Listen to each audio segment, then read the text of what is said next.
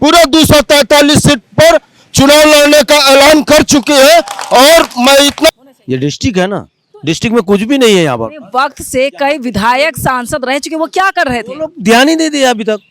क्या विकास होना चाहिए आपकी नजर में? यहाँ कल कारखाना खुलना चाहिए, यहाँ पर कोई फैक्ट्री खुलना चाहिए, सब यहाँ पर या कॉलेज खुलना चाहिए, ये सब चीज होना चाहिए। बारे में सवाल पूछ रही हूँ, क्या ऑपरेशन सिंदूर इस बार कारगर होगा बिहार की राजनीति में?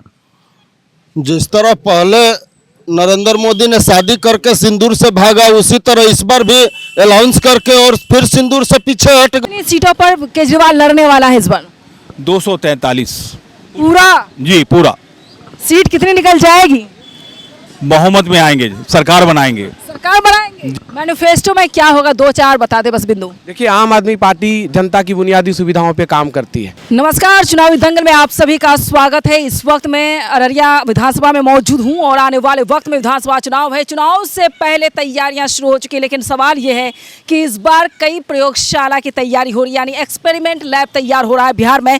बिहार को एक तरह से केंद्र के तौर पर, सेंटर के तौर पर देखा जाएगा, क्योंकि जिस तरह से चिराग पासवान का कहीं भी नामो निशान नहीं था कि वो सीएम चेहरा होंगे या डिप्टी सीएम चेहरा होंगे या चुनाव लड़ेंगे, लेकिन अचानक बीजेपी एनडीए द्वारा चिराग पासवान पर एक तरह से गेम खेलने की, पॉलिटिकल गेम खेलने की तैयारी हो चली है।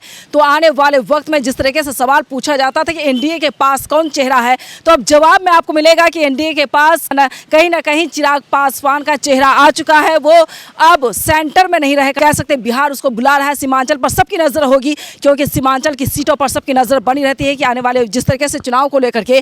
तो अब प्रशांत किशोर और सामने आप एनडीए इंडिया को देखने के बाद, प्रशांत किशोर के बाद आप देख सकते हैं आम आदमी पार्टी की तैयारी हो रही है। तो क्या दिल्ली के बाद अब आम आदमी पार्टी विस्तार करने की तैयारी में है, या विस्तार पूरी तरीके से मूड बनकर तैयार है? ये देखना होगा कि क्या केजरीवाल अब सीमांचल की राजनीति और बिहार की राजनीति में कदम रखना चाहते हैं। क्या गठबंधन की सरकार में वो अपना हिस्सेदारी निभाएंगे या नहीं निभाएंगे? उनके कार्यकर्ता, उनके नेता, उनके प्रवक्ता जवाब देंगे, लेकिन कई महिलाएं भी यहाँ पर मौजूद हैं, उनसे भी मैं सवाल पूछूंगी। सीमांचल की जनता लगातार पलायन कर रही है। मेरा सबसे अहम सवाल होता है सभी विधायक से, मंत्री से, सांसद से, बिहार सरकार से कि आखिर सीमांचल की जनता पर राजनीति जब की जाती है तो वहां की समस्याओं को सरकार ध्यान में क्यों नहीं रखती है? यहाँ नल जल का पानी की योजना जो है पूरी तरीके से फेल है, क्योंकि मैं 1.5 साल से कवर कर रही हूँ। सीमांचल पूछेगा सवाल के बाद अब चुनावी दंगल शो का शुरुआत हो चुकी है। तो अब चुनावी दंगल शो के दौरान मैं ये सवाल पूछती हूँ कि यहाँ के विधायक हो, सांसद हो, नेता हो, मंत्री हो, जो भी हैं, उन्होंने क्या विकास किया है? क्योंकि चुनाव इस बार विकास पर होगा और इस बार कंपटीशन बहुत ही तगड़ा होने वाला है, क्योंकि विधानसभा चुनाव अक्टूबर-नवंबर में होना है। लेकिन क्या इस बार सिंदूर की राजनीति चलेगी एनडीए के द्वारा, या फिर इस बार मुद्दे पर चुनाव जीतने की तैयारी की जाएगी? पहले महिलाओं से पूछ लेते हैं। बोलिए, क्या नाम? ललिता देवी। ललिता देवी, क्या लगता है इस बार सरकार किसकी बनेगी? किसकी बनेगी? किसकी सरकार बनाना चाहती हैं आप लोग? किसकी सरकार? केजरीवाल का। केजरीवाल की सरकार? सर। अच्छा, किसकी सरकार बनाना चाहती हैं आप लोग? केजरीवाल। केजरीवाल। केजरीवाल। चलिए, केजरीवाल अब देखना होगा कि राजधानी दिल्ली के बाद और पंजाब के बाद क्या केजरीवाल का असर, वो चेहरा सामने आता है बिहार की राजनीति में पैठ बनाने में। जरा पास आइए, अपना नाम बताते चले, क्या नाम है आपका? राकेश बंसल। राकेश जी, सबसे पहला सवाल यही होगा कि दिल्ली की हार के बाद केजरीवाल कहीं ना कहीं पैठ जमाने के लिए बिहार की राजनीति में कदम रखना चाहते हैं, तो क्या लगता है कामयाबी मिलेगी? जो मैदान में है वही हारते हैं और वही जीतते हैं, ठीक है?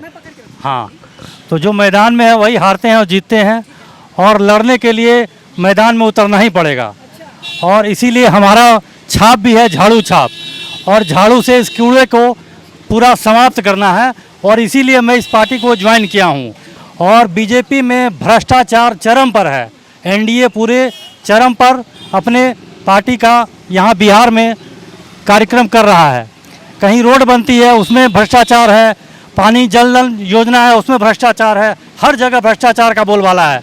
बेरोजगारी भी चरम पर है, रोजगार के लिए लोग पलायन कर रहे हैं।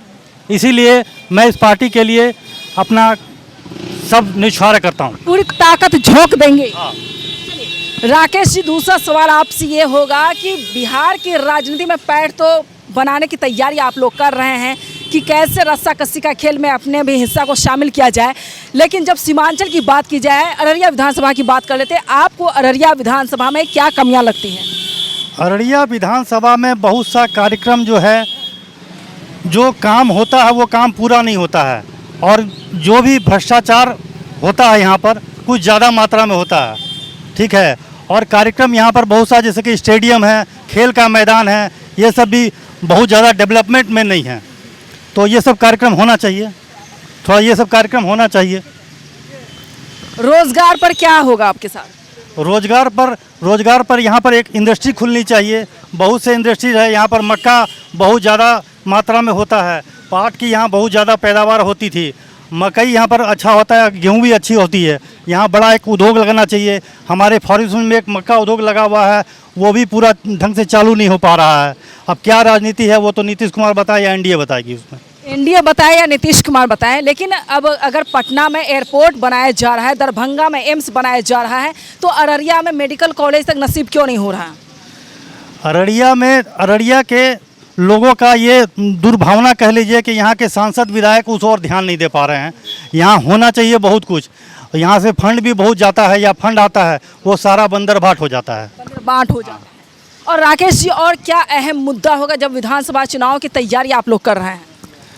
मुद्दा तो ऐसा है कि बेरोजगारी चरम पे है, बेरोजगारी को दूर करना है, यहाँ रोजगार को बढ़ाना है, कोई इंडस्ट्री वगैरह खुलवानी है, और बहुत सा जैसे रोड वगैरह का काम भी है बचा हुआ है, उसको भी ढंग से करवाना है। ठीक है, वो सब कार्यक्रम। चलिए, अभी कई सवाल हैं आप लोगों के सामने। आइए सामने, क्या नाम हुआ आपका? मेरा नाम राजेश कुमार हुआ।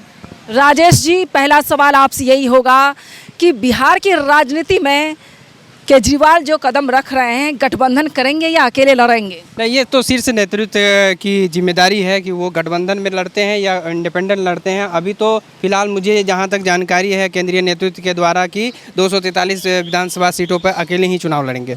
अकेले ही चुनाव लड़ेंगे? हाँ, अपने आम आदमी पार्टी अपने दम पे चुनाव लड़ेगी। यानी 243 पर अकेले चुनाव लड़ना है, ये तय हो चुका है? ये तय हो चुका है। तय हो चुका है। चलिए, आपका क्या बेसिक मुद्दा क्या होगा बिहार चुनाव में? बेसिक मुद्दा है कि रोजगार की समस्या है, पलायन की समस्या है। जैसे हमारे माननीय प्रधानमंत्री अगर आते हैं यहाँ दौरा करते हैं बिहार में, तो वो रेल की बात करते हैं कि हम यहाँ से एक रेल दे रहे हैं जो गुजरात की ओर जाएगी या दिल्ली की ओर जाएगी। तो कहने का मतलब ये स्पष्ट है कि हम लोग एक मजदूर का एक हब बन के रह चुके हैं। रोजगारी का मुद्दा, क्योंकि तमाम नब्ज में टटोल चुकी हूँ, इसलिए मैं बता रही हूँ सारी चीज़ें।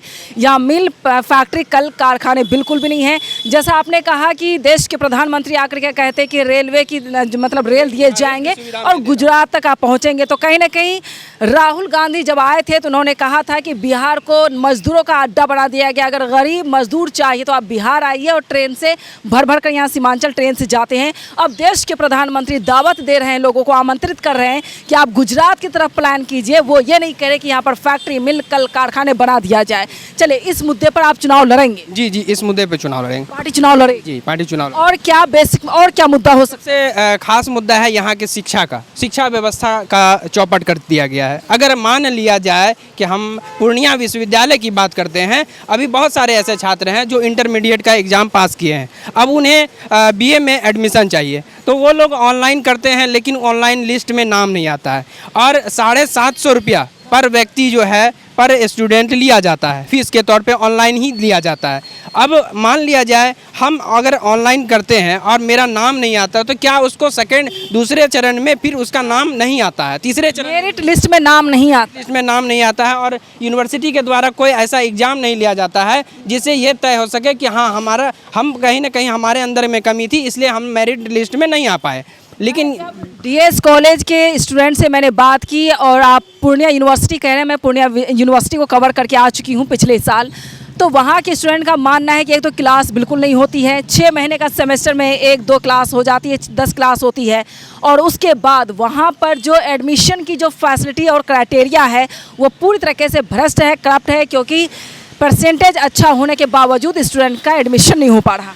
तो ये इसमें है क्या कि भ्रष्टाचार चरम पर है। जो भी हमारे यूनिवर्सिटी के संचालक हैं, जो भी हैं, चाहे सरकार की कमी हो, और इसमें क्या है कि पैसे को वापस नहीं किया जाता है। मान लिया जाए कि कोई व्यक्ति, अगर संतोष नाम का व्यक्ति अगर एडमिशन के लिए अप्लाई करता है, उसका 3 बार में भी मेरिट लिस्ट में नाम नहीं आता है और एडमिशन की प्रक्रिया पूरी हो जाती है, तो क्या उसका 750 रुपया या 700 रुपया वापस क्यों नहीं दिया जाता है? यूनिवर्सिटी को होना चाहिए कि जो जब उस विद्यार्थी का नामांकन नहीं हुआ तो आप उसका पैसा वापस कर दीजिए। बड़े बड़े यूनिवर्सिटी में अगर पैसे लिए जाते हैं तो उसका एक एग्ज़ाम आयोजित किया जाता है कि आप एग्ज़ाम दीजिए, अगर आप में क्वालिटी होगा तो हम आपको अपने यूनिवर्सिटी में दाखिला लेंगे।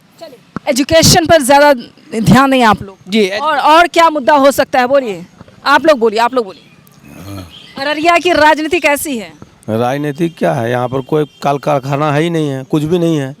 यहाँ सारे लोग, यहाँ के जितना मजदूर क्लास है सब बाहर जा रहे हैं, गुजरात महाराष्ट्र यहाँ जा रहे हैं। यहाँ पर होना चाहिए ना, ये डिस्ट्रिक्ट है ना, डिस्ट्रिक्ट में कुछ भी नहीं है यहाँ पर। वक्त से कई विधायक सांसद रह चुके, वो क्या कर रहे थे? वो लोग ध्यान ही नहीं दिया अभी तक, गरीब मजदूर किसान के ऊपर ध्यान ही नहीं दे रहे हैं। सब सारे लोग यहाँ से, अगर ये बम्बई गुजरात महाराष्ट्र नहीं होता तो आज यहाँ भूखा मर जाता आदमी, कोई खाने के लिए दाने के लिए मोहताज हो जाता। यहाँ है क्या? कुछ भी नहीं है। तो आप चाहते हैं कि अररिया भी तरक्की करे, विकास हो? जी बिल्कुल, विकास हो। हाँ, क्या विकास होना चाहिए आपकी नज़र में? यहाँ कल कारखाना खुलना चाहिए, यहाँ पर कोई फैक्ट्री खुलना चाहिए, सब यहाँ पर, या कॉलेज खुलना चाहिए, ये सब चीज़ होना चाहिए। मेडिकल खुलना चाहिए। यहाँ पर दवाई का व्यवस्था नहीं होता, जाइए आप हॉस्पिटल में तो आपको डॉक्टर सही से ट्रीटमेंट नहीं करेगा, प्राइवेट में जाइए उसके पास पैसा ही नहीं है, सब मर जाता है भूखे कैसे। दवाई 10 दिन पहले जो आग लगी थी सदर अस्पताल में, आपने देखा? हाँ देखे, उसमें कितनी दवाइयाँ जली थी, आपने ये देखा? दवाई क्या जलेगा, वहाँ पर दवाई था ही नहीं तो जलेगा क्या? वहाँ दवाइयाँ थी, आप लोगों को शायद नहीं पता होगा। फर्स्ट चैनल है न्यूज़विन जिसने कवरेज किया और मैं कवर करने के लिए गई थी। कम से कम 50 ट्रक दवाइयाँ जलकर राख हो गई। ये वीडियो पूरे वर्ल्ड में सिर्फ न्यूज़विन के पास है, किसी के पास नहीं। जनता को कहाँ मिला वो दवाई? खाने के लिए कहाँ मिलता है? वो दवाई होता कहाँ? हम लोग को कहाँ मिलता है? हम लोग जितना भी अस्वस्थ आदमी जाते हैं वहाँ पर प्राइवेट लिखता है, बोलता है जाइए वहाँ फलाना जगह जाइए, वहाँ मेडिकल कराइए, वहाँ पर ट्रीटमेंट कराइए, वहाँ पर MRI कराइए, तो उसमें पैसा लगता है ना। जब फ्री ऑफ कॉस्ट है तो क्यों नहीं वहाँ पर दवाई मिलता है? दवाइयाँ जल गई लेकिन मिलती नहीं है। जल गई, जला के फेंक दीजिए। क्या नाम हुआ आपका? मेराज आलम।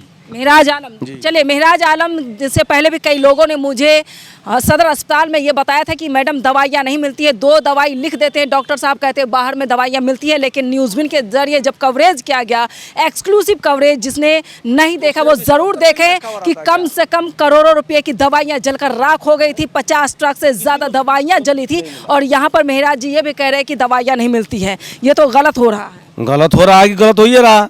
मजदूर किसान को पूछिए कि कैठो दवा मिलता है, लोगों सब बाहर से लेता है, प्राइवेट से लेता है। सब रिकॉर्ड है मेरे पास, सारे रिकॉर्ड है मेरे पास। हाँ। और आप बताएं कि हॉस्पिटल के अलावा और क्या परेशानी है यहाँ पर अररिया में? ये क्षतिग्रस्त एरिया, बाढ़ पीड़ित का एरिया है। यहाँ पर ये सब चीज़ का व्यवस्था होना चाहिए, यहाँ पर ध्यान देना चाहिए। MP MLA सबको, सांसद सबको, ये सबको, MP सबको, MLA सबको, ये सब रोड फोड खराब है, ये सबको सही करना चाहिए। चलिए, रेलवे स्टेशन रोड न्यूज़विन के द्वारा 2 बार कवरेज किया गया था, उसके बाद बन चुका है। हाँ, इस बार बना है। बहुत दिन से ये खराब चल रहा था, अभी ये सब रोड बनना है। सब रोड, इस रोड पे नजर है सबकी। हाँ, इस रोड पर नजर है और सब रोड है, बहुत सारा जगह रोड घाट अभी तक नहीं बना है, क्लियर नहीं। कई मुद्दे उठा, और क्या बताएंगे? यहाँ सबसे ज्यादा व्यवस्था होना चाहिए, यहाँ पर कारखाना खुलना चाहिए, फैक्ट्री लगना चाहिए, यहाँ पर जो रोजगार पलायन रोकता है, रोजगार होना चाहिए। रोजगार के लिए आदमी को मुद्दा उठाना, रोजगार है ही नहीं बिल्कुल। जितना गरीब किसान मजदूर है सब बाहर जा रहा है, सब पंजाब गुंजाब महाराष्ट्र बम्बई पूना कर रहा है बेचारा सब। कब तक दूसरे राज्य में हम लोग इस तरीके से प्लान करेंगे? अपना राज्य में क्यों नहीं, यहाँ पर क्यों नहीं, मतलब कि नीतीश कुमार जी अभी तक इसका व्यवस्था किया है आज तक? तो इस बार क्या लगता है किसकी सरकार बनेगी? बढ़िया, जो सबसे बेहतर सरकार है जो उसको लाइए आप। मुख्यमंत्री चेहरा किसको देखते हैं आप? चेहरा तो अभी मोदी जी है, ये नीतीश कुमार जी है, इसके अलावा आप किसको देते हैं तो वही बताए। कहना मुश्किल है। कहना मुश्किल है, अब वो किस पर नजर है। जैसे कि आम आदमी पार्टी अब एंट्री कर चुकी है अररिया में, पूरे सीमांचल में। दिल्ली में भी सरकार चलाया, बढ़िया चलाया, अब इस बार नहीं है बेचारा, तब क्या किया जाए? तो आप लोग वोट करने के लिए तैयार हैं? नहीं, वोट अच्छा रहेगा तो करेंगे, क्यों नहीं करेंगे? हम फैसिलिटी, दिल्ली जैसी फैसिलिटी, बस फ्री, महिलाओं के लिए तमाम चीजें, पानी फ्री, अच्छा व्यवस्था रखेगा उसको ही वोट दिया जाएगा। मुद्दा रोजगार पर है, इस पर वोट दिया जाएगा। कोई उस पर जाति पर नहीं। क्या जाति धर्म पर है? धर्म जाति पर क्या है? धर्म जाति वोट होता है। धर्म जाति पर वोट नहीं किया जाएगा इस बार। आइए, आप भी आइए, आप भी आम आदमी हैं। आइए, और कोई बोलने वाला है? चलिए बोलिए। आप नहीं बोलेंगे? चलिए, ये नहीं बोल पाएंगे। और कौन है जो बोलेंगे? जल्दी जल्दी आइए, आइए। और कौन लोग? आइए, बोलिए, कौन? बोलिए, क्या बोलना चाहते? बोल रहे हैं कि आपके चैनल को हमारे तरफ से हार्दिक शुभकामनाएं है। पहली बार आए, उसके बाद एक चीज़ आपने हमसे सवाल किए थे, उसका जवाब हम देना चाहते हैं। ऑपरेशन सिंदूर के बारे में आपने बोले थे ना। इंट्रो मैंने ऑपरेशन सिंदूर कर दिया, अब मैं सवाल पूछूंगी। हाँ, मैं उसका जवाब दे रहा हूँ। ऑपरेशन सिंदूर एक बहुत मतलब हिंदू संस्कृति के लिए बहुत मायने रखते हैं। और वो एक कहीं शादी होता है तो उसका पति जो है मंगलसूत्र लेके सिंदूर लेकर के वो अपने खुद लेकर के जाते हैं, अपने पत्नी को पहना करके अपने घर लेकर के आते हैं। और जब मोदी जी कह रहे हैं ऑपरेशन सिंदूर घर घर बांटेंगे, तो दूसरे मर्द का सिंदूर लेना जायज़ है या नाजायज़ है? नाजायज है। नाजायज़ है। तो फिर ये गलत क्यों कर रहे हैं? उन्होंने वोट बटोरने के लिए जो है महिलाओं को फुसलाने के लिए वो अपना एक मुहिम चलवा रहे हैं। शर्म होना चाहिए उसको। ये चीज़ नहीं बोलना चाहिए कि मैं ऑपरेशन सिंदूर घर घर बांटूंगा जाके मेरा काज करता। ये मोदी जी वापस ले ले अपना सवाल को, ये वापस ले ले। हाँ वापस ले ले। मोदी जी को वापस ले लेना चाहिए, क्योंकि इस तालियां बजाइए। ऑपरेशन सिंदूर की जैसे बात आई थी, न्यूज़बिन के जरिए महिलाओं से पुरुषों से ये पूछा गया कि आप ये बताएं कि सिंदूर का मतलब क्या, उसका सम्मान क्या है और सिंदूर का इस्तेमाल कहाँ किया जाता है। तो सिंदूर सिर्फ एक पुरुष ही दे सकता है, वो भी जो उसका पति हो। अपनी पत्नी को पति ही सिंदूर दे सकता है, कपड़े कोई भी दे, लेकिन सिंदूर सिर्फ पति दे सकता है। इस सम्मानजनक रिश्ते को खराब करने के लिए देश के प्रधानमंत्री ने महिलाओं के मतलब सम्मान को ठेस पहुँचाने की कोशिश की। उन्होंने 9 जून से एक अभियोजना या योजना तैयार किया गया है कि आप ऑपरेशन सिंदूर के जरिए महिलाओं के घर में पुरुष के पास जो भी मिले आपको एक डिब्बा सिंदूर उनके घर तक पहुंचा दे, जो नहीं होना चाहिए। और मैंने कई लोगों से ये सवाल पूछा कि क्या आपको सिंदूर मिले या रोजगार मिले, चाहिए क्या आपको? तो रोजगार चाहिए। महिलाएं बोलेंगी कोई दूसरा आदमी आपको सिंदूर देगा, क्या वो सिंदूर आप लगाएंगी? नहीं लगा। दूसरा मर्द देगा तो नहीं लगाएंगे? नहीं लगाएंगे। नहीं लगाएंगे। नहीं, मोदी जी जो सिंदूर देंगे उसका क्या करना है? बेटी बहू पहनेगा, हम नहीं तो पहनते हैं। कोई नहीं पहन सकता, तो हमारे सिंदूर कोई नहीं दे सकता है, सिंदूर कोई नहीं दे सकता है। क्या कीजिएगा सिंदूर? आप लोग बोल ही नहीं पाएंगी तो फिर मैं सवाल किससे पूछूंगी? सिंदूर प्रसाद नहीं है, कोई भी जाकर किसी को थोड़ी देगा सिंदूर। आइए बोले, सिंदूर का मसला उठा तो एक सवाल आप लोगों से भी कर लेते हैं। ऑपरेशन सिंदूर के नाम पर जो राजनीति शुरू हो गई है और देश के प्रधानमंत्री वर्दी में नजर आ रहे हैं, ऐसा लग रहा है एयरफोर्स में पहले से वो तैयार थे। जो भी जवान हमारे देश के शहीद हुए उनको सम्मान देने के बदले अपने वर्दी पहन कर पोस्टर पर चिपक गए हैं चारों तरफ। हम बहुत दुख के साथ कहा जाता है कि आर्मी लोग जो मर रहे हैं, जवान लोग मर रहे हैं, भारत माता को हमको देखकर बहुत ही अफसोस हो रहा है कि हमारे जवान मर रहे हैं मर्डर पर। हमको रोलाई हो रहा है। ये सब देखते हुए बहुत रोने में आ रहा था कि क्या हो रहा है देश में। हम बोल नहीं सकते, बहुत दुख वाली बात है। मोदी जी जो एक तरह से ड्रामा क्रिएट किए हैं उसको खत्म करना चाहिए। ये खत्म होना चाहिए। ये कब तक चलेगा? ये एक ठो मोबाइल में एक रील को बार बार थमा रहा है। ये भड़काने वाला चक्कर कहाँ से आ गया? हिंदू मुस्लिम ये क्या चक्कर है? हाँ, लेकिन सिंदूर से काम नहीं चलेगा, क्योंकि अपने शो के दौरान मैं सभी जगह सिंदूर के बारे में सवाल पूछ रही हूँ। क्या ऑपरेशन सिंदूर इस बार कारगर होगा बिहार की राजनीति में? जिस तरह पहले नरेंद्र मोदी ने शादी करके सिंदूर से भागा, उसी तरह इस बार भी अनाउंस करके और फिर सिंदूर से पीछे हट गए। तो जुमलेबाज पहले भी थे, जुमलेबाज आज भी है। उन्होंने सिंदूर पर भी जुमलेबाजी कर दी। जब बांटना ही था तो फिर डरना क्या था? बांटना ही है तो रोजगार बांटे। यहाँ रोजगार चाहिए, सिंदूर किसी को नहीं चाहिए। नहीं, सिंदूर किसी को चाहिए नहीं, लेकिन आप यदि बोल रहे हैं कि मुझे बांटना है तो फिर तो आपको मैदान में उतर जाना चाहिए और उसका परिणाम देख लेना चाहिए कि जनता में उसका क्या परिणाम आपको सामने आता है। रोजगार पर बात, काम पर बात, किसी बिजली पर बात, पानी पर बात, सेना के शौर्य पर बात आपको तो कभी न किए थे न करेंगे। आप तो सिंदूर पर बात करेंगे। आप जितने आपके सूत्र बेचेंगे, मंगलसूत्र पर बात कर रहे हैं, जितने आपके गालीबाज नेता हैं उनको जो है सो देश में सबसे अच्छा से अच्छा पद देने का काम कर रहा है। तो ये सब आपका धंधा है। तो ऐसे जुमलेबाज प्रधानमंत्री और ऐसे जुमलेबाज पार्टी से हम अनुरोध करेंगे कि पूरे देश की जनता जो है अब जान चुकी है और आने वाले समय में बिहार में बहुत अच्छी तरह से उनको सबक मिलेगा, क्योंकि यहाँ पर आम आदमी पार्टी पूरे 243 सीट पर चुनाव लड़ने का ऐलान कर चुकी है। और मैं इतना बता देना चाहता हूँ कि आम आदमी पार्टी जहाँ भी गई है वह भाजपा की 3 सीट से अधिक नहीं आया है। इसका इतिहास हम लोग दिल्ली से लेकर पंजाब तक देख चुके हैं। चलिए, लेकिन राजधानी में क्या गलतियां हो गई जो केजरीवाल ही हार गए? राजधानी में गलती क्या हुई? जब ऐसे लोग और ऐसी पार्टी, ऐसे प्रधानमंत्री जब मीडिया को, हमारे कानून व्यवस्था को, जब सब कुछ को हाईजैक कर लेंगे तो फिर तो चुनाव हारना आम बात है। नहीं तो यदि वहाँ का जनता से यदि आज आप सवाल कीजिएगा, आज आप पूछिएगा, तो वहाँ की जनता आज रो रही है कि कैसे हम गालीबाज को मुख्यमंत्री और गालीबाज पार्टी को हम चुनाव जिता दिए। ये वहाँ की जनता आपको अच्छी तरह बता रही है जी। चलिए, अब आप यहाँ पहुँच चुके हैं। आम आदमी पार्टी आप बता रहे हैं कि 200